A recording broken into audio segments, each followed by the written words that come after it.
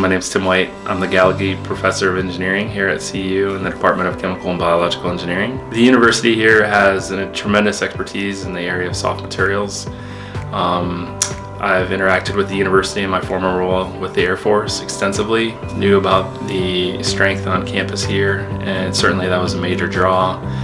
CU Boulder is the premier place to do soft materials research. This is the home of the Soft Materials Research Center, which is an NSF MRSAC. Our department here in Chemical and Biological Engineering, the Material Science and Engineering program, as well as other departments on campus such as the Department of Physics, have real strengths in this area.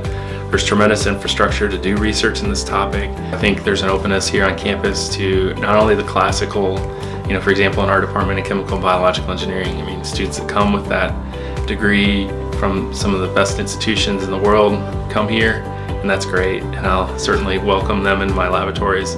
But I also am open to interacting with students of all different backgrounds and expertises, and I think that people just come in with a diverse set of experiences, and that adds something to the environment, because at the end of the day we're doing things that are really at the interface of a variety of different technology areas. Our focus is on materials that change shape or color, and we use liquid crystals to do that, and we actually make polymeric versions of liquid crystals called liquid crystal elastomers.